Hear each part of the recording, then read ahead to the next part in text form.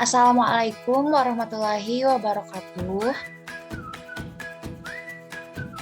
Perkenalkan, kami dari kelompok 2 pembelajaran biologi dan bumi antariksa yang beranggotakan Aulia Rahmasyadila, Jahara Amarona Fajri, Pramisti Khairunisa, dan Tia Nur Aziza. Dalam video pembelajaran ini, kami akan membahas materi alat pernafasan dan pencernaan pada hewan reptil. Yang pertama ada alat pernafasan pada buaya. Nah, reptil bernafas dengan paru-paru. Udara masuk melalui lubang hidung, batang tenggorokan, kemudian ke paru-paru. Dalam paru-paru, oksigen diserap dan karbon dioksida dikeluarkan.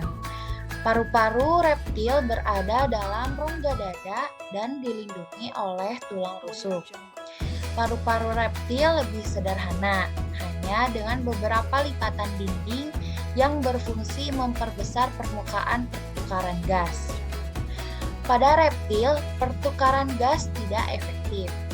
Nah, pada buaya, paru-parunya lebih kompleks dengan beberapa belahan-belahan yang membuat paru-parunya bertekstur seperti spons.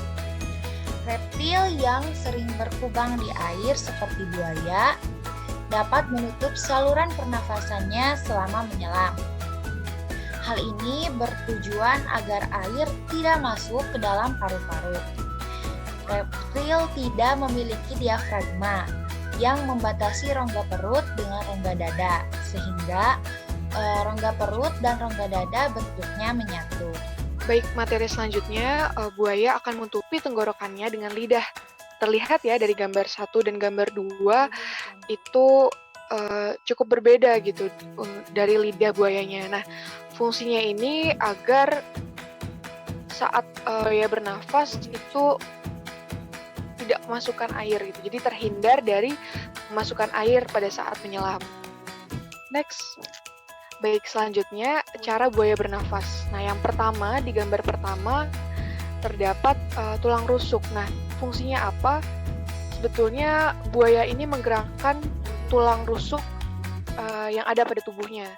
Yang selanjutnya buaya menghirup udara yang dimasukkan pertama melalui lubang hidung. Next. Selanjutnya, udara tersebut masuk ke trakea, kemudian menuju bronkus dan paru-paru. Nah, kemudian terjadilah pertukaran antara oksigen dan karbon dioksida di alveolus. Selanjutnya, sistem pencernaan buaya. Nah, pada sistem pencernaan buaya ini terdiri atas saluran pencernaan dan kelenjar pencernaan. Saluran pencernaannya ini terdiri dari mulut, kerongkongan, lambung, usus, dan kloaka. Dan kelenjar pencernaannya terdiri atas kelenjar ludah, pankreas, dan hati. Selanjutnya kita membahas mengenai rongga mulut pada buaya. Nah, rongga mulut pada buaya ini disokong oleh rahang atas dan rahang bawah. Pada masing-masing rahang terdapat gigi-gigi yang berbentuk kerucut. Gigi buaya menempel pada gusi dan sedikit melengkung ke arah rongga mulut. Pada umumnya, reptil tidak mengunyah makanan, jadi giginya berfungsi sebagai penangkap mangsa. Pada rongga mulut, terdapat lidah yang melekat pada tulang lidah dengan ujung bercabang 2. Pada buaya lidahnya relatif kecil dan tidak dapat dijalurkan. Selanjutnya yaitu mengenai kerongkongan. Nah, kerongkongan atau esofagus. Nah, kerongkongan atau esofagus ini merupakan saluran di belakang rongga mulut yang menyalurkan makanan dari rongga mulut ke lambung. Di dalam esofagus atau kerongkongan tidak terjadi proses pencernaan. Selanjutnya mengenai lambung atau ventriculus. Lambung sendiri merupakan tempat penampungan makanan dan pencernaan makanan berupa saluran pencernaan yang membesar di belakang kerongkongan. Di sini makanan baru mengalami proses pencernaan. Nah, yang selanjutnya ada intestinium. Nah, sebelum ke intestinium,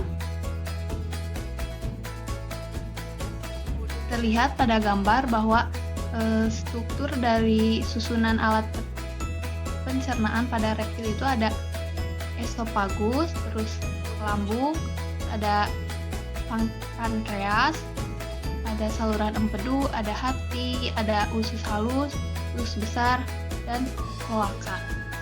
Next, sekarang kita akan membahas mengenai intestinium.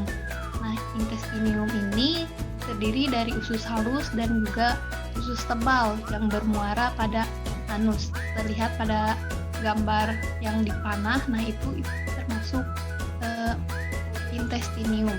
Dalam usus halus terjadi proses penyerapan dan sisanya menuju ke rektum. Kemudian diteruskan ke kloaka untuk dibuang. Yang terakhir ada kelenjar pencernaan. Nah, kelenjar pencernaan ini terdiri atas hati dan pankreas. Seperti dapat dilihat dalam gambar ya, itu terdapat ada hati, lobus kanan hati dan lobus kiri hati. Nah, kemudian di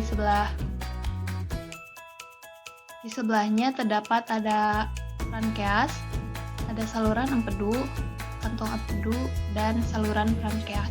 Empedu yang dihasilkan oleh hati ditampung di dalam kantong yang disebut dengan vesical vilea. Nah, hati ini terdiri dari dua lombus, yaitu lombus kiri atau disebut dengan sinister dan lombus kanan disebut dengan dekter yang berwarna coklat kemerahan. Nah, kantong empedu sendiri terletak pada tepi sebelah kanan hati. Pankreas pada reptil terletak di antara lambung dan duodenum.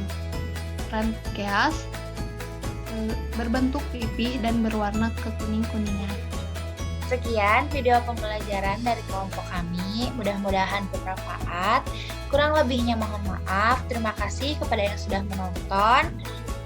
Wassalamualaikum warahmatullahi wabarakatuh. Jangan lupa like, comment,